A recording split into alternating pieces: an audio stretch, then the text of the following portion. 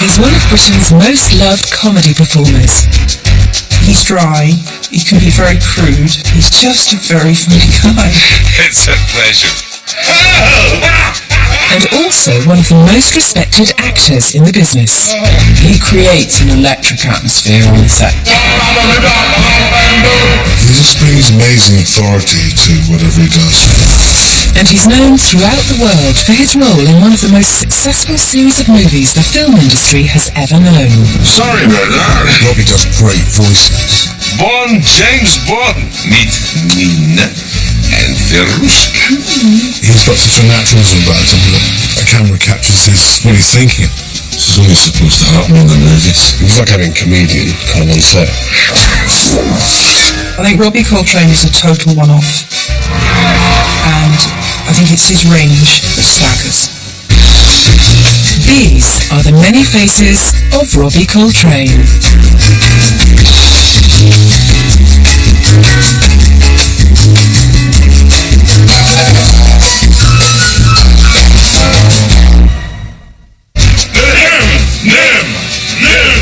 Robbie Coltrane's career has seen him go from alternative comedy stalwart in the early 80s to playing alongside the biggest names in Hollywood. So, business to business. He could play a Norfolk farmer, or he could play this sort of alcoholic man having a marital breakdown. It's hard for a writer to work with Robbie, because he is so intelligent. Spinoza! I really had problems because he was so funny. Strictly platonic. Keep your hands to yourself. So I used to have to walk away quite a lot. I know it's going to be hard. There's nothing I can do about that. Okay? It's just hands off. A Renaissance man, really. I'll try. He was a jack of all trades, master of quite a few of them. Let's get those gays out of the closet. Oh, yes, sir. All right, let's move it out. Right? Add to his CV a Bond baddie with a sense of humour. Can't you just say hello like a normal person? And of course Hagrid in the Harry Potter films. And you have a diverse and very impressive career. Right then, this way to the boats. Come on, then.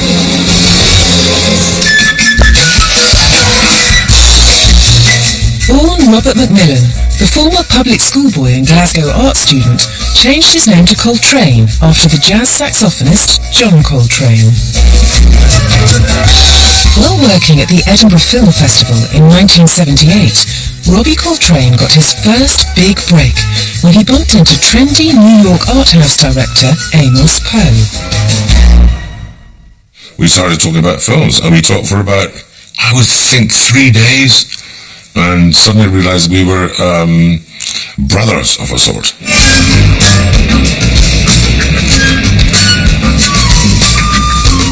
Recognising the enormous talent of the young Scot, Amos Poe asked Robbie to New York to play the lead in his latest film.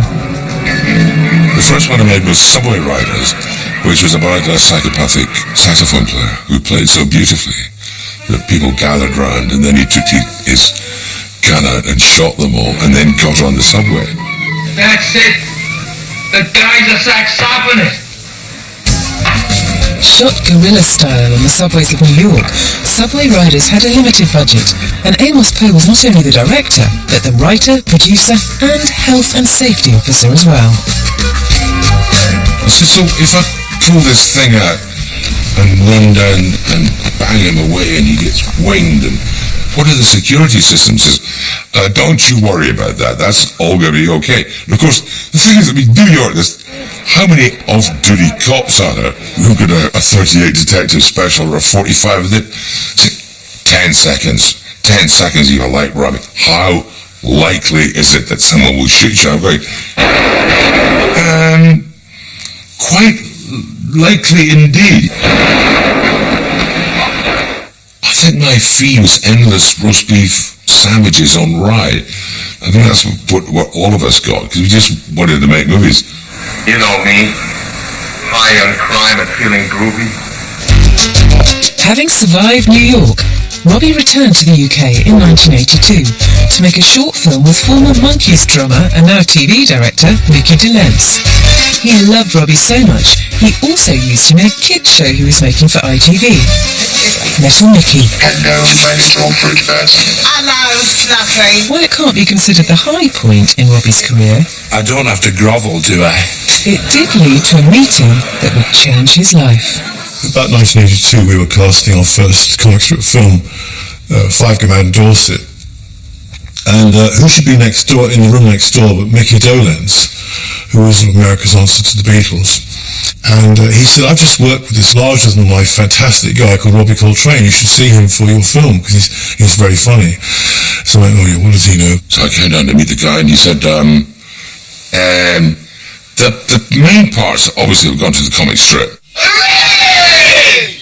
He said, well, there's two parts. There's an inappropriately randy gypsy.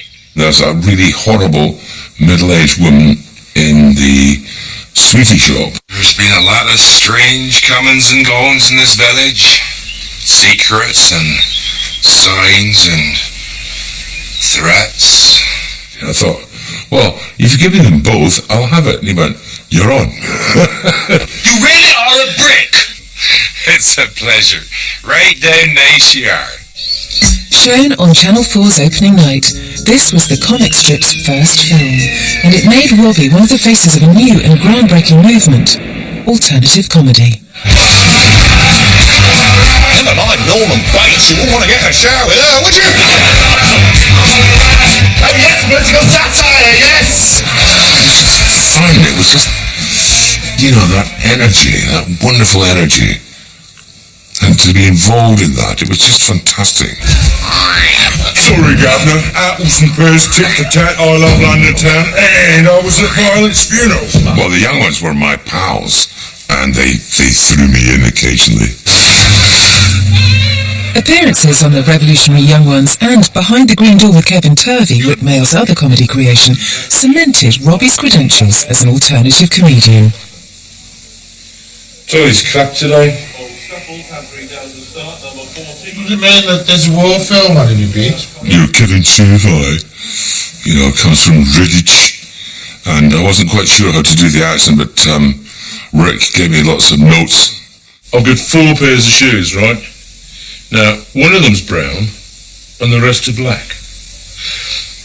Now, I'll let in the brown ones. In fact, I have done on a couple of occasions, but not the black ones. I know it sounds odd, but it's just the way I like to live my life. But it was the comic strip to which Robbie always returned, which allowed him to show off his versatility as a comic actor. One of my favourite characters Robbie ever played with the comic strip was in a film called Gino, where he plays this desperate character called Max, who's careering across the countryside in a Mark 10 Jag, and he's having a mental breakdown and he's drinking scotch, and he pulls up and he picks up this young couple, Keith Allen and Jennifer Saunders, and just unburdens himself on them in this kind of monologue, which is fantastic. I'm an epileptic. Well, I've been alright since Christmas. My wife says I'm crazy and ought to be locked up. Perhaps she's right. Wish I could see her. She won't let me in the house without a lawyer. I mean, that's not a proper marriage, is it? Are you married? No. It was a great high-energy performance from Robbie, and I think, and still very funny. Probably a part he understands quite well, really. I admit it, I'm a bit of a mess just now. I haven't slept for 7 days. I remember sitting in the car thinking, this is a bit unbelievable. You know, because of the dog ends, the whiskey. And I remember thinking, it's gone a little bit over the top here. And Robbie going, am I mad? If someone doesn't start to understand me right now, I'm going to kill us all, and I mean it. But many years later, I remember being that person, being Robbie. Because the comic strip was sort of this troupe, you know, was sort of this gang who took on loads of different roles and actually churned out the product. You know, they did a lot of stuff. it was almost like, I guess, being in a sort of a travelling theatre troupe where you have to do all the roles, and you have to sort of really put the work in, and that's a great experience, and you really learn your crafts by doing that. Who are you? I'm Ken Livingstone. I live upstairs. Not Dr. Livingston, I presume. No, I'm not a doctor. Well, not in a medical sense. Robbie played Charles Bronson's Ken Livingstone in a film we did called GLC, which was kind of like the spoof on the Death Wish films. It's a story about an ordinary guy whose wife and family gets wiped out of these creeks. So naturally he has to follow them and wipe them out one at a time in a prolonged and very cruel way. I see, thank you. I just thought it was a great choice, actually. Because an awful lot of these films are about revenge. They're about people going, you think you know my family, I know your family. Okay, those of you that don't know, my name's Ken Livingstone. I'm looking for counsellors who ain't afraid to get their hands a little dirty. You, what do? London Transport, trains and buses, sir. Half the fares old people travel for free. Sorry, sir? You heard me. Yes, sir. Joan, go to the bank, borrow some money for CND. I want those cruise missiles out by Christmas. Sure, Ken. You, I want you to take care of the black minorities. Set up theaters, sports centers, recreational grounds. Yes, sir. And equalize some women. You. Robbie does great voices, and he just seemed to me to be a bit of a Renaissance man, really. He was a jack of all trades, master of quite a few of them. Start a new movement. Call it Gay Pride. Let's get those gays out of the closet. Oh, yes, sir. All right, let's move it up.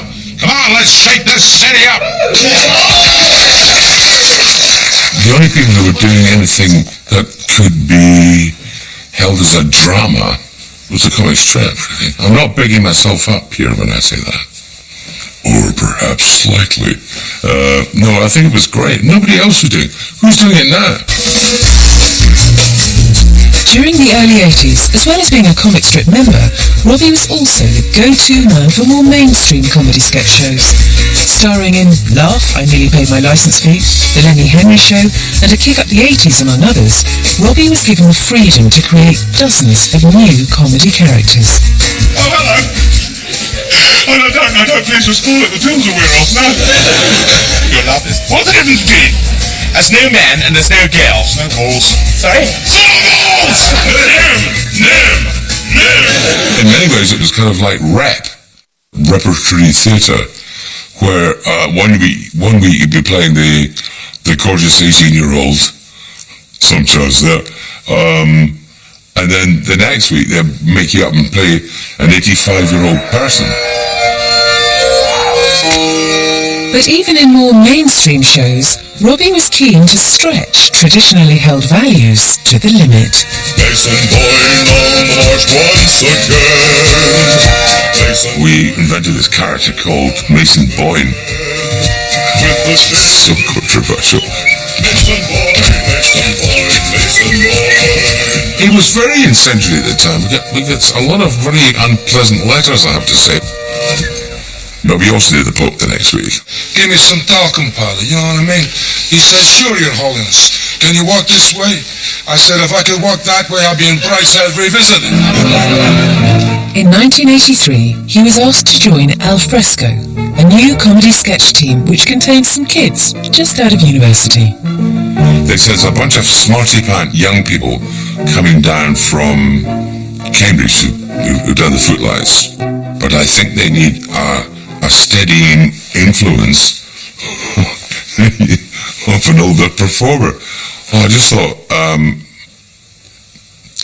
well, the F word was involved. The question surely, sir, is why the only totally blind officer we have gets the job of forger. You heartless swine, courier. You know perfectly well that man went blind recreating the minutest detail of 1,000 Nazi documents. Oh, come off it, Charlie. We all know that's not the reason he went blind. They were quite staggeringly talented. It was just astonishing how productive they were. Can you imagine getting those people in a room now? So I started off with this, and I ended up with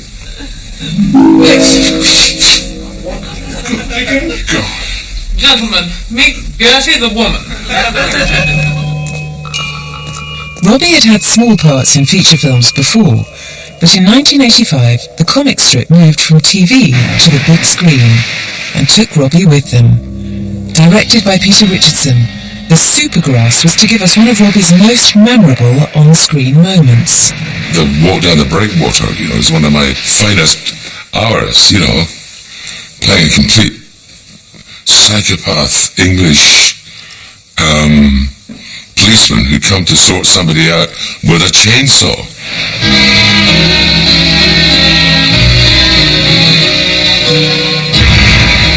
We were shooting in Hope Cove in Devon, and there was some big storm, and I was thinking what would be really good in live film is if you were to walk with a chainsaw down that breakwater straight through the waves. And Robbie said, "Are you trying to make a snuff movie? What's getting me like, you mad?" And I said, "There's a lot of girls over there who think you're a hero and think you're very sexy." So he took a slug of whiskey and he said, "Okay, I'll do it."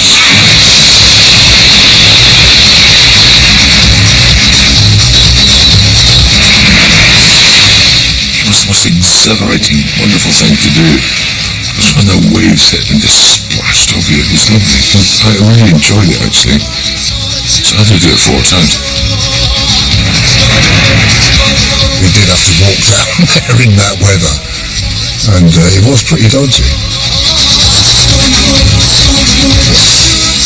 Yeah, it's good. It was a brilliant image.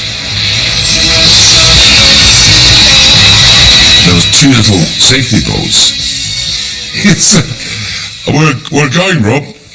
Say, I'm sorry? We're going, and I was actually on the pier, but they said, "No, we're going, Rob. It's too dangerous now for us." So I said, "The safety boats have just said they're going away." And he said, "Rob, I wouldn't normally ask you to do this," which is every director's favourite line. It was quite an impressive moment, really. Robbie still talks about it as if one of his daring moments in cinema.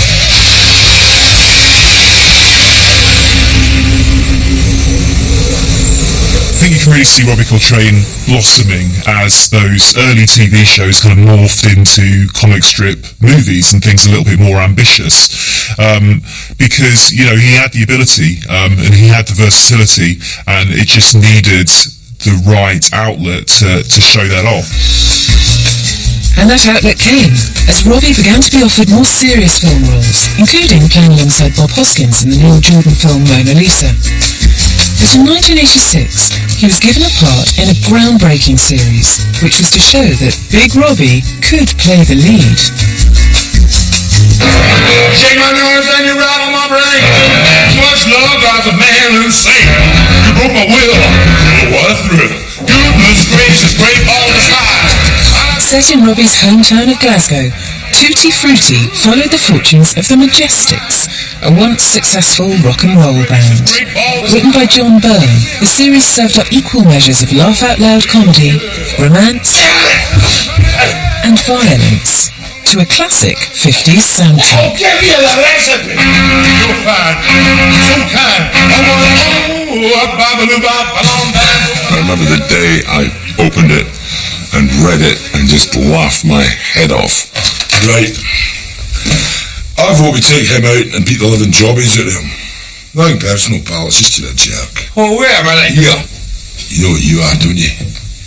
You're a moron. I think a show like Tutti Frutti, which was just drama. It was you couldn't define it as anything other than that. It wasn't comedy. Shut up, Dennis. The name is Dennis, in case you forgot.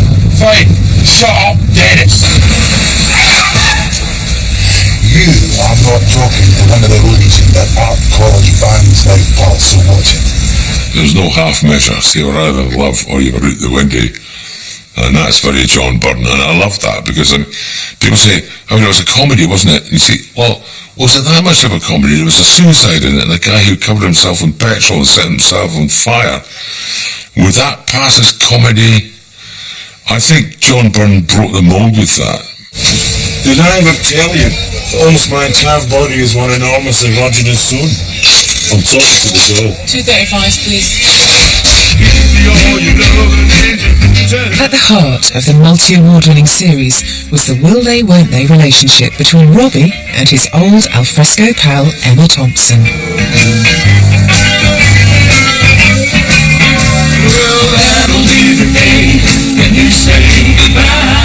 People used to offer me money in the streets. You'll not believe this. People say, so do they or don't they? I'll give you 500 quid. If you don't quit shouting, I'm shoving this toilet bag and its contents down your stupid throat. Sorry. She taught me so much about acting. She comes from an acting family. I come from a family of doctors. What do I know about acting? You know, she taught me so much. Lie down and shut up. Susie. What? You look sensational when you're hopping mad. Consider my offer of marriage renegotiable. I'm asleep! We have that intensity. There was never any kind of question of, you know, because we are brother and sister, we're very close.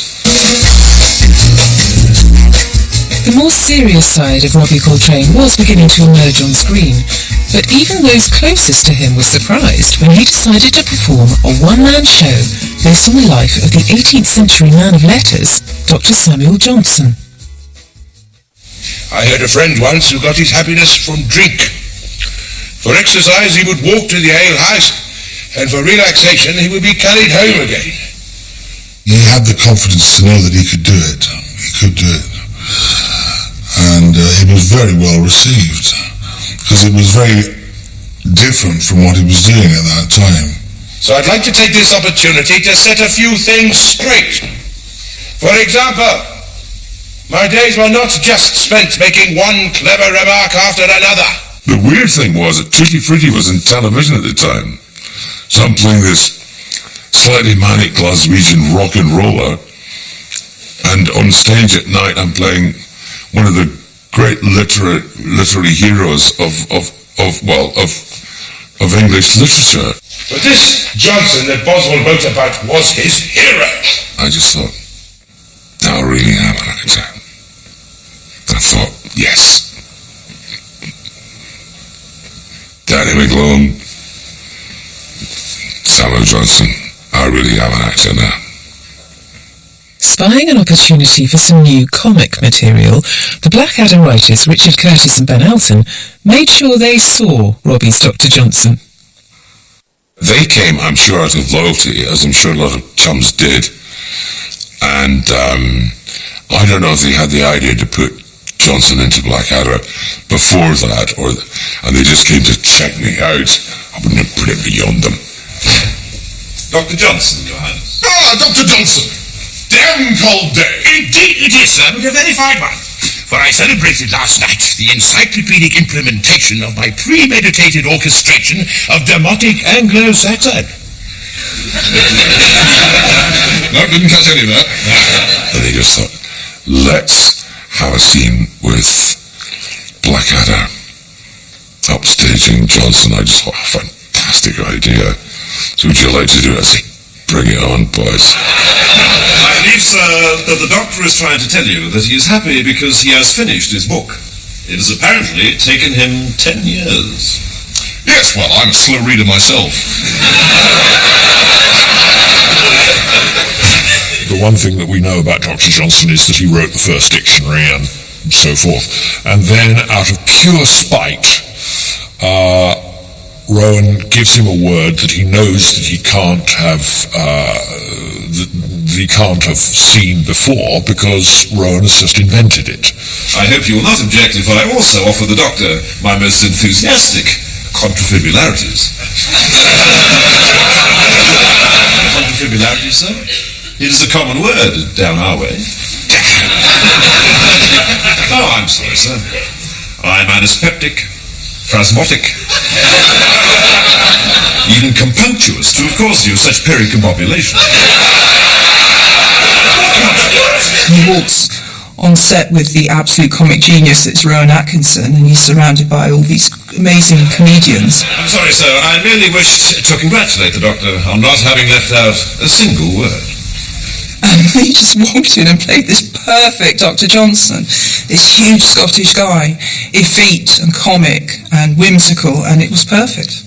There's certainly a fieriness in him. There's a passion in him. And actually, I think that's partly why he works so well in a lot of historical dramas, which he went on to do, later on in his career. Because often in historical dramas, certainly, comedic ones, you want that sort of Dickensian caricature, don't you? You want someone a little bit over the top. Tell me, sir, what words particularly interested you? Oh, nothing.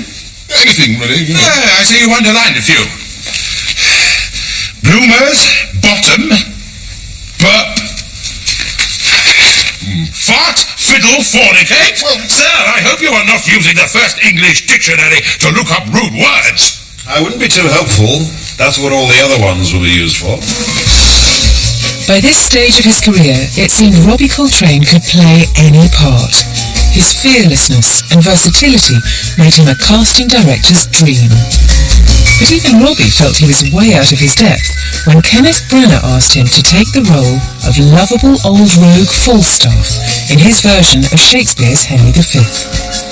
So I walk onto the set and there's Shakespearean actors, like Robert Stevenson, Branagh, for God's sake, and M and all these people. So, oh my God.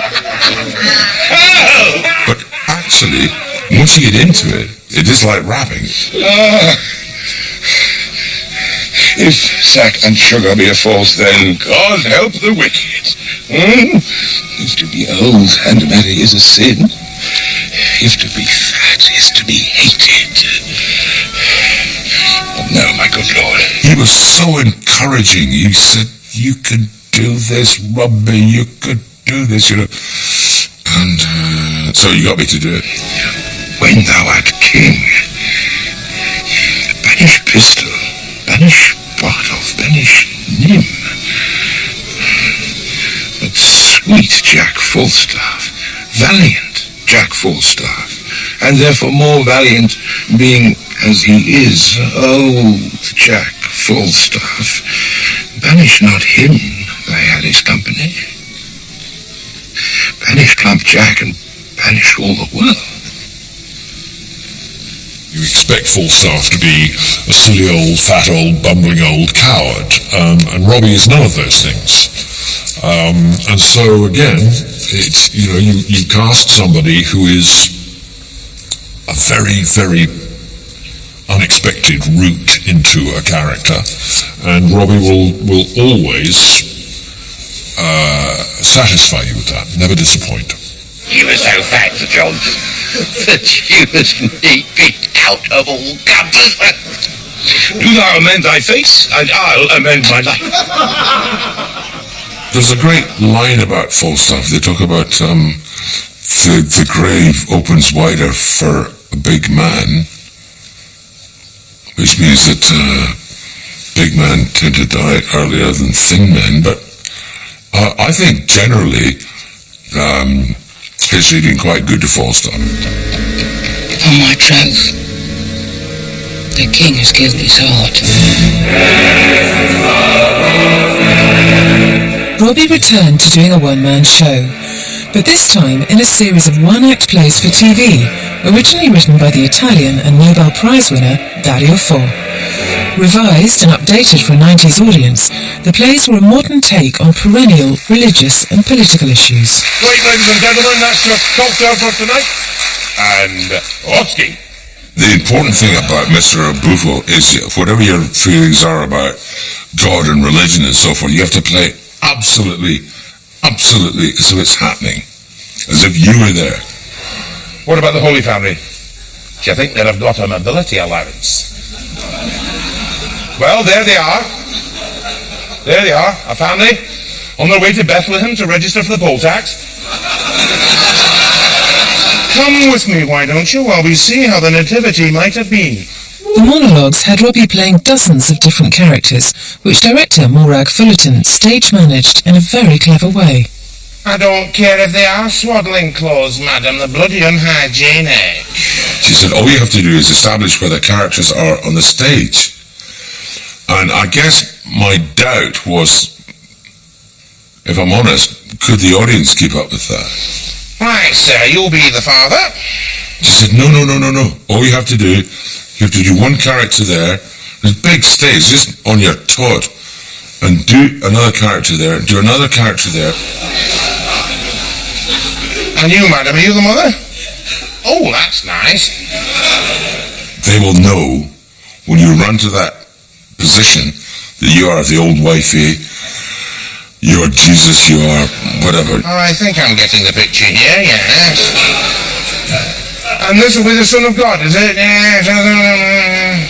Well, we had a few runs and it works. The audience are so ahead of you, you can stand in one position and go, oh, dearie me, he's coming out of the grave, and look at the little beast, he's coming out his eyes. And then you run over there and you go, do you want to rent yourself a very nice little deck chair to watch the miracle? Cost you 12.5 pence.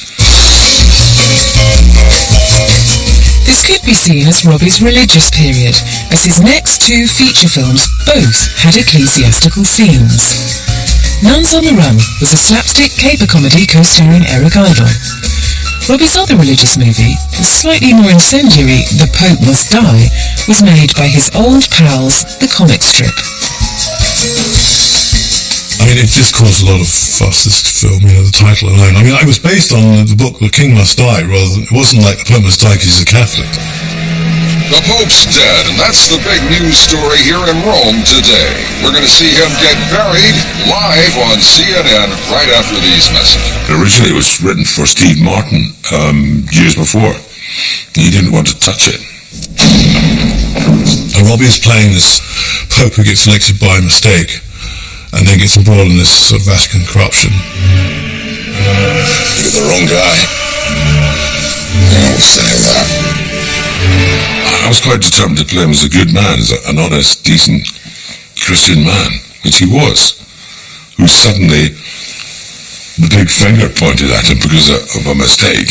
I was so impressed actually. It was the first time I'd seen Robbie do a serious role, and he suddenly had this aura of sort of innocence and holiness about him that I just thought was, I totally believed that he was that person. Well, what's that here?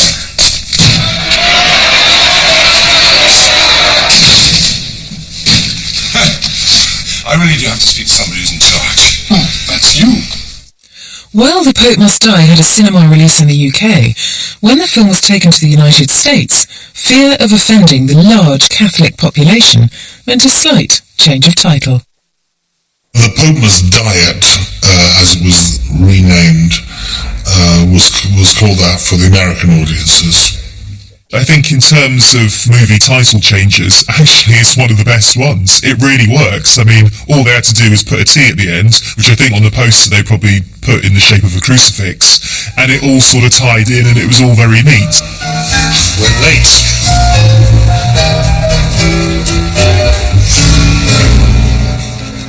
In 1993, Robbie went from the confessional box to the psychologist's chair when he took on a role which would change his life. Dr. Fitzgerald is now ready to give us a lecture. When I first conceived of Fitz, I was very thin and wiry and full of nervous energy, and I also admired an American actor called John Cassavetes, who was much the same, and that's the kind of character I had in mind, a thin, wiry guy, full of nervous energy. He always imagined Fitz to be a small, wiry man who'd been in the army for much of his life. Natural choice. And I remember going home and said to the wife and kids, oh God, they want to cast Robbie Coltrane as Fitz, My lad and two daughters, who were young then, very media savvy, they said that's a brilliant idea. Spinoza. Descartes. Locke. Cracker certainly changed British drama. American cop shows had started to change into something quite bleak They weren't just about getting the bad guy anymore.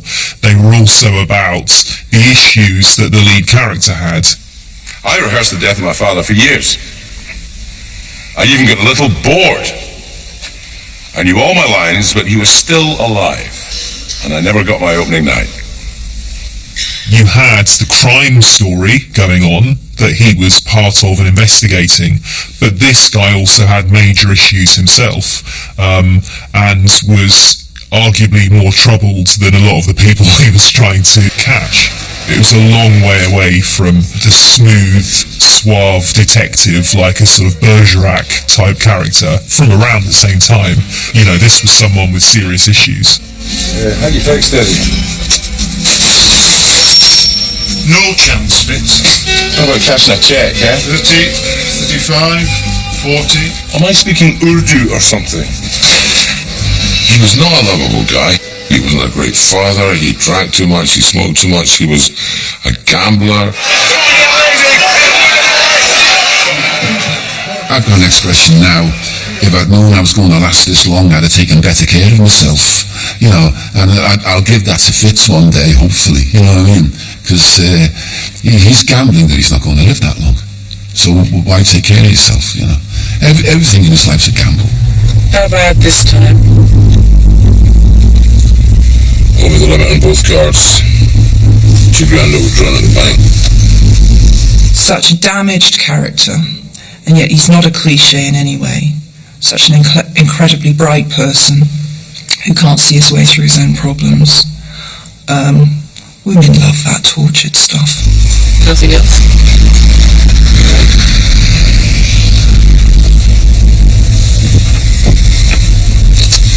I raised $5 grand of the mortgage. Told him it was for a new bathroom. To hell with all your conventional political philosophies, you know, your anti-racism, your anti-sexism, your anti-homophobia, all that political stuff, I will now ignore, and I will speak what's in my heart. You know, so he came from that as well. There's a great sadness in your life. It kind of broke new ground, really. I mean, it was the forerunner of the psychology of murder,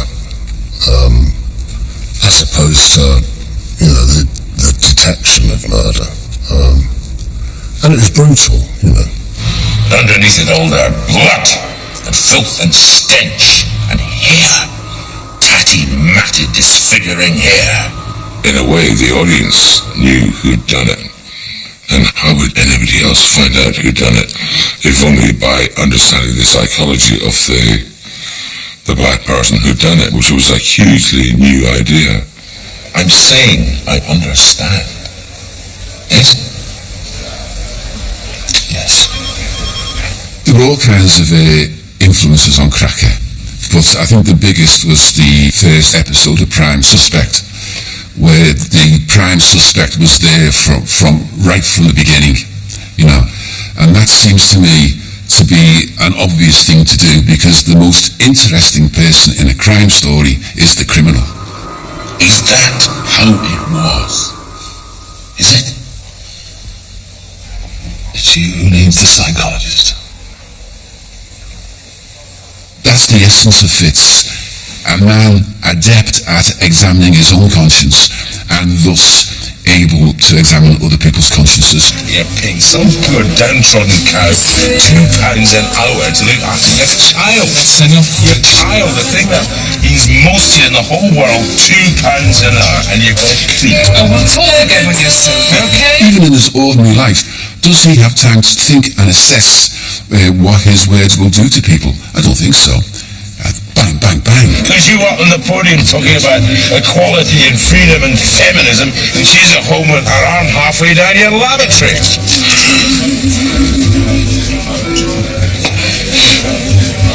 What we have here, failure to communicate. When I first met Robbie, I really had problems because he was so funny. Strictly platonic. Keep your hands to yourself. I know it's going to be hard. There's nothing I can do about that. Okay? It's just hands off. And he can just change. He can be cracking jokes absolutely hilarious, doing all these kind of crazy voices, and then literally they say action and he's totally in that zone.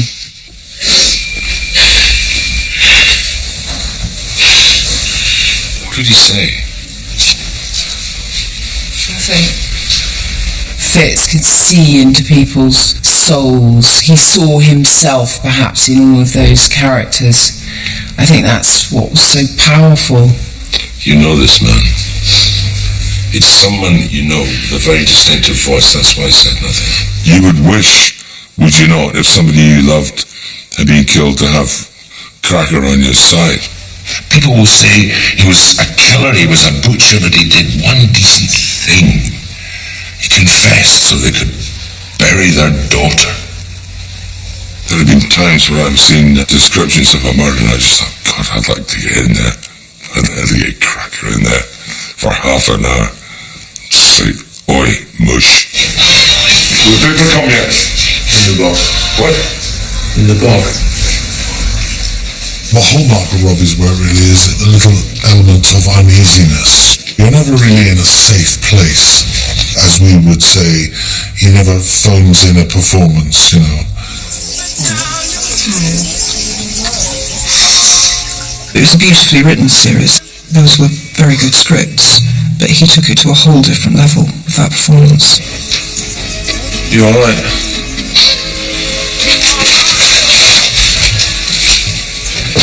As a writer, what you need is something to make sure you work.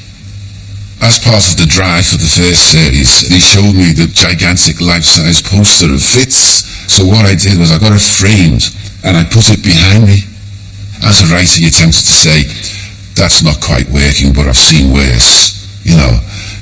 Then you'd go, oh no. And so you would never settle for that. You would never settle for, I've seen worse. You know, you would only settle for, I cannot do any better. McGovern got it absolutely right, I would say. End of lecture. And the winner is Robbie Coltrane. Cracker ran for 3 years, and Robbie Coltrane won the BAFTA for Best Actor 3 years in a row for his performances of Fitz, a first in BAFTA history. There's a saying in poker that you're only as good as the people you play with, and I was playing with the best. Thank you very much. But it wasn't just the British TV industry who recognised Robbie's talent. Big Robbie, no bad, eh? New Yorkers come up and say, I can't believe it. You're Mr. Fitz, aren't you? Yes, I am. Cracker was a cult hit in the US, so they inevitably made their own version. And while the American Fitz was slightly more sanitised than our one, Robbie couldn't resist turning up in one episode as the murderer. I'm not worried about you finding me guilty, Doctor. I know your work. You'll uncover the truth. Cracker had made Robbie Coltrane an international star and given him a passport into the big time. Walther PPK. 7.65mm. Only 3 men I know use such a gun. I believe I've killed 2 of them. Lucky me. I think not. A childhood ambition had been to be a Bond baddie, and in this remarkable career, Robbie saw that come true in 1995 with GoldenEye. The franchise was given a much-needed boost, with the new 007 recapturing some of the old Bond values. The Bond movies were a very clever move, obviously because they're huge, and I think it really showed the status that he had, because you don't get to play a sort of a cameo role or a supporting role in a Bond movie by being an unknown. I mean, you know, you're Judi Dench if you get asked that, or Sean Bean or Robert Carlyle, those kind of people, you know, familiar faces that we all know and love. So it showed that he had reached that stage. James Bond. Charming, sophisticated secret agent. Shaken but not disturbed. So you haven't lost your delicate sense of humor, Valentine, huh? You get sent the script, It's got 007 fainted on the front, and it's got your number underneath in case you send it to somebody else.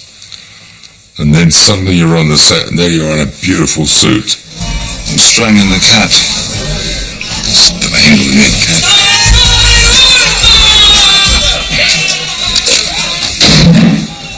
That is Irina, my mistress. Oh, Pierce. What would it be like to wake up in the morning and look as handsome as that? How different would my life have been? And I thought, well, I'm here, aren't I? So why did you not kill me? Call it professional courtesy. I should extend you the same courtesy. Kyril's funeral parlor, 4 o'clock this afternoon. It was classic Robbie in that it was another shady character. He wasn't the worst guy in a Bond movie. He wasn't entirely evil, and actually he was sort of a fixer and a middleman. But at the same time, I mean, it's not someone you'd particularly want to trust implicitly. So he was another guy in the shadows. After you. I insist. In The World Is Not Enough, Robbie's character Zukovsky, a former KGB agent turned gangster, returned with relish. Bond, James Bond. Meet Nina and Verushka. Who's the girl, Clementine? We need to talk. Bond movies do bring you back, and they do widen out your role if you're a success. If people like you, you only have to look at Judi Dench in Skyfall compared to Judi Dench in GoldenEye, you know, much bigger role, and that's exactly what Robbie had in The World Is Not Enough.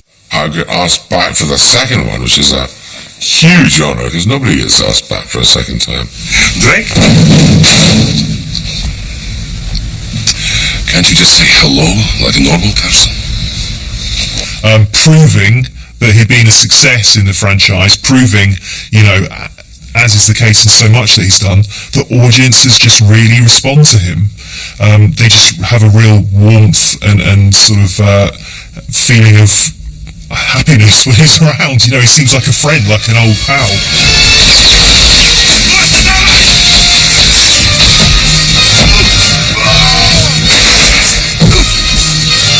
Running around lavish sets with beautiful girls while avoiding helicopters customised with giant circular saws is all in a day's work for a Bond baddie. Though it was the baddie-turned-goodie Zukovsky who saved Bond's life in the end. He was kind of a baddie, but kind of a goodie.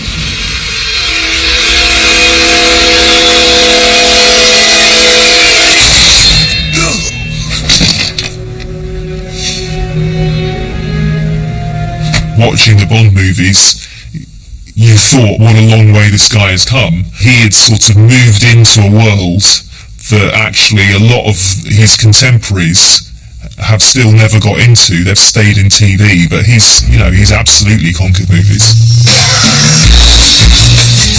With Bond and Cracker on the CV, Hollywood came after Robbie. And they got him.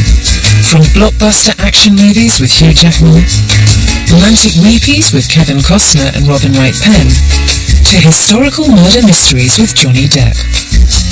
Then, in 2004, Robbie was asked to appear in Ocean's 12, alongside 3 of the biggest stars on the planet. So finally, she slams a crocodile down in the tray and says, "Hey, maybe that's why I've been feeling so warm recently." That's George Clooney and Brad Pitt and Matt Damon. And moi, would you agree? In Ocean's 12, Robbie plays Matsui, a shadowy Eastern European criminal mastermind, an intellectual who likes to talk in enigmatic sentences to confuse and alienate. When I was 4 years old, I watched my mother kill a spider with a tea cozy. Matt Damon's character is trying to move himself into the hierarchy. So supposedly they're having a test of sorts to decide whether or not he's up for the job. Years later, I realized it was not a spider. It was my Uncle Harold. But while director Steven Soderbergh had worked out what the dialogue would be, no one was quite sure how the scene should play out. Soderbergh sitting there and he's saying, what do you think, Rob?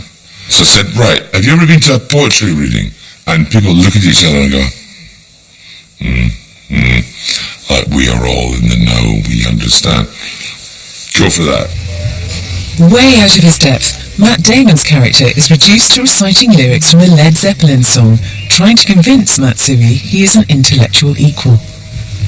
Oh, let the sun beat down upon my face, stars to fill my dreams. I am a traveler in both time and space, to be where I have been. So that's the way we played it. I think it worked, actually.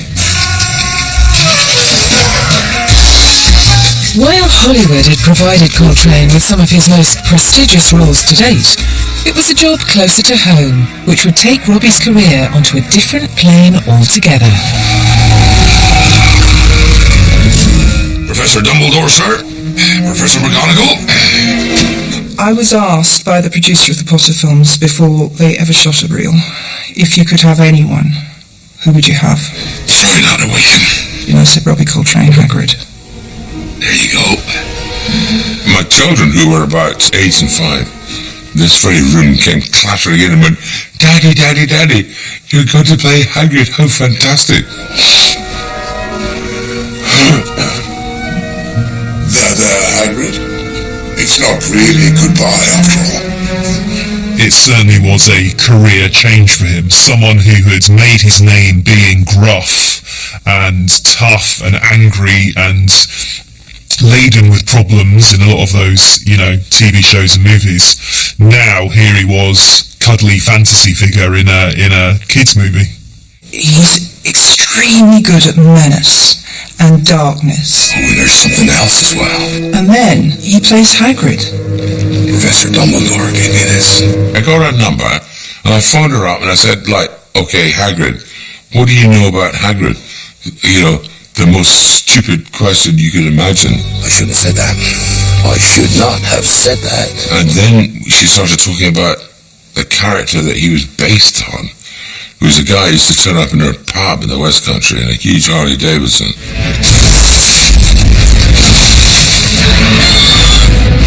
And he looked absolutely terrifying. Walk to the bar and order a pint and sit down. Then talk about how his petunias were getting on. Sorry about that. I told Robbie the first time I ever spoke to him about Hagrid exactly what the inspiration for Hagrid was. And it was twofold, really. There's this folkloric idea of the man of the woods, the wild man. And obviously Hagrid is that. Dry up, Dursley, you great pussy. And then, on a more prosaic level, where I grew up in Chepstow, every 6 months or so, the Hells Angels used to steam into town. And I can remember being 19 and being in a pub and getting chatting to one of these Hells Angels, and he looked like the scariest guy on earth, and all he wanted to talk to me about was his cabbages. I thought, I know that guy, I am that guy. And she said, I know that. That's why you're playing Hagrid. Who are you? Rubius Hagrid, keeper of keys and grounds at Hogwarts. There's a really special relationship between Harry and Hagrid, and there's a great relationship between Robbie and Dan. You're a wizard, Harry. I'm a what? A wizard. Daniel particularly was always said, what do you think, Rob? I can't be a wizard. I said, look, do the brave thing, even if you think it might be over the top or a bit wrong, just do it, and they will cut it out. As many takes as you like, just don't be afraid. And he went, okay. You're Harry Potter. I'm Hermione Granger. And you are? Ron Weasley. Pleasure. He's such a great person to be on set with, just constantly telling me stories and doing these voices and characters, and it was like having a comedian kind of on set. Who told you about Fluffy? Fluffy. I think he really kind of made the character a lot funnier than it was probably in the book. Hello, Norbert. Norbert. Yeah, well, he's got to have a name, doesn't he? Don't you, Norbert? for the people watching that movie, it's the most important thing they've ever seen. I mean, they are utterly invested in these characters, and you can't treat it as, oh yeah, I'm dressing up, putting on a big wig and having a bit of a laugh in a kid's fairy tale. You have to really take it seriously. He is a trained and experienced actor, and that's why I think he gets that role right. Thanks, Hagrid. Anyone who's a parent knows what it's like to watch Chitty Chitty Bang Bang and Mary Poppins 28 times. It would be lovely to be involved with something that so engaged children they want to watch it 28 times. So Harry Potter would be that for me. Nobody could have done Hagrid better than Robbie. The Harry Potter films are the most successful movie franchise of all time, and they made Robbie's face, albeit with a wig and beard, recognisable throughout the world.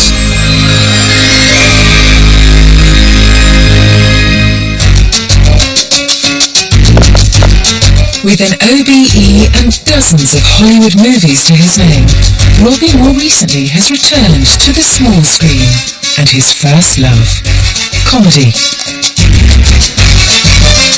He appeared as a Scottish nationalist on the recent remake of Yes, Prime Minister, a role he feels privileged to have played. It was fantastic to do that because it was so beautifully written. It's like another OBE to get that. He also starred as a violently disturbed prisoner, kidnapping Jack D in his sitcom Lead Balloon. Hey you! Anybody so much as touches this door without my say-so, laughing boy gets it, right? Apologies for raising my voice. It's not a problem. I mean, ideally, you shouldn't really have to do any of this nonsense, but you know, it seems to be the only way you get any attention to your demands in this place, you know? He's still an active member of the comic strip.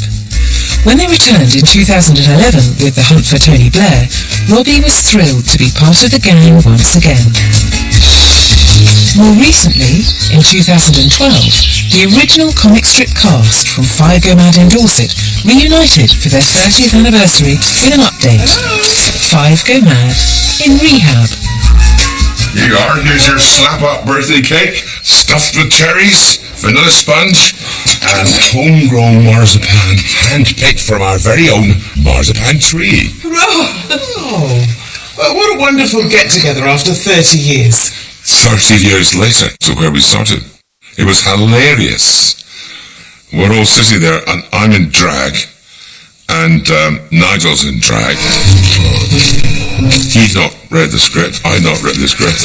He just sat there and said, "Are you in a frock?" No, it was just, "Are you in a frock?" I said, "Yeah." "Why?"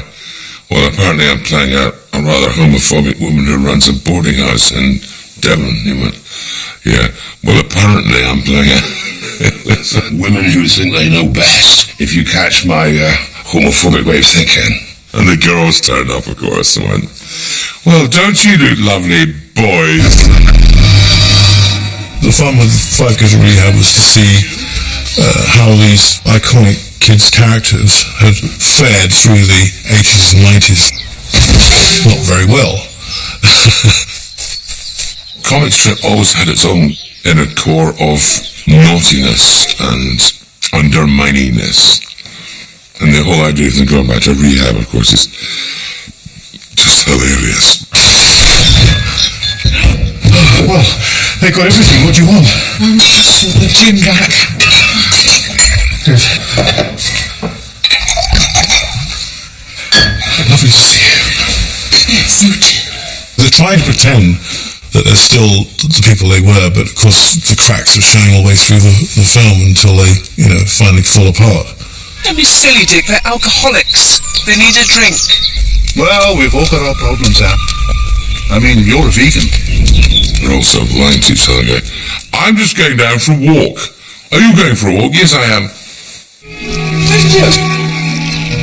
Very, very naughty. That's just the way it should be. I don't believe it. You can't be the same gypsy we saw here 30 years ago. Oh, yeah. Still got no water, no electricity, Still staring up at that old ruin with its secrets and signs and gratuitous unexplained screams in the night.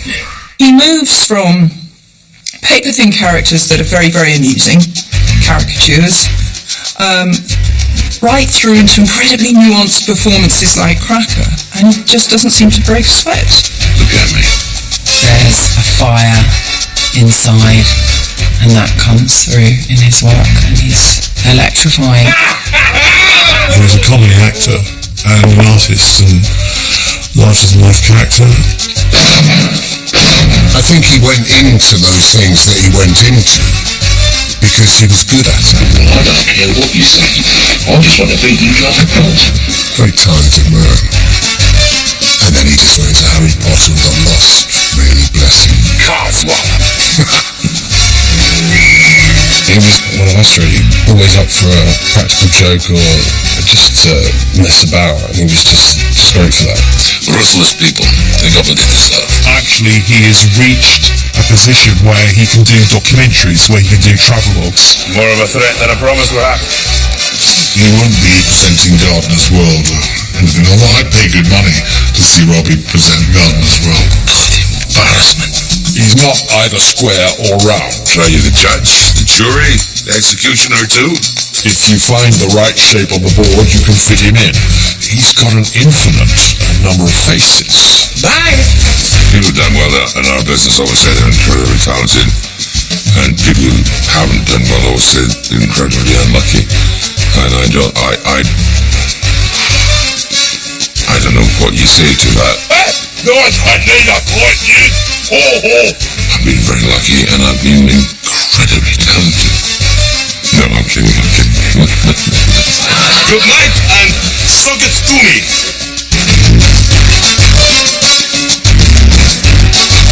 A war of words from Robbie Coltrane as dictionary genius Dr. Johnson facing Blackadder next on BBC Two.